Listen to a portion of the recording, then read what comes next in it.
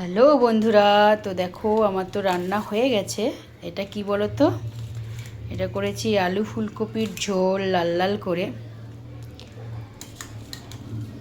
আর এখানে করছি কি বলো তো, পালং শাক। আজকে দুপুরের মেনু পালং শাক, এটা বড়ি দিয়ে করব।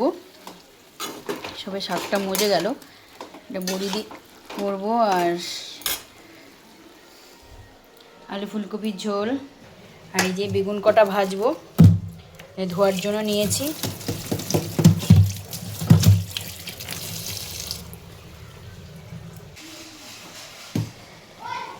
তো তোমাদের রান্না হয়ে গেছে? আমার তো এটাই রান্না, পুজো টুজো করে আমি এটাই রান্না করছি। আর রান্না করে এখন খাবো, শাশুড়ি মাকে খাবার দেবো, তারপর আমি আমার বর দুই ছেলেকে নিয়ে খাবো। তো শীতের সবজিগুলো দেখলে না, মানে জিভে এমনি জল চলে আসে। আর এই শীতের সময় নতুন নতুন ফুলকপি, শিম, পালং শাক যা লাগে না, উফ! তোমার রাঁধতে মানে সবজি দেখি আমার রাঁধতে খুব ভালো লাগে, রাঁধতে ইচ্ছা করে, শুধু মানে এটা রাঁধি ওটা রাঁধি সেটা রাঁধি। এবার সারাদিন রাঁধতেই ভালো লাগে মনে হয়।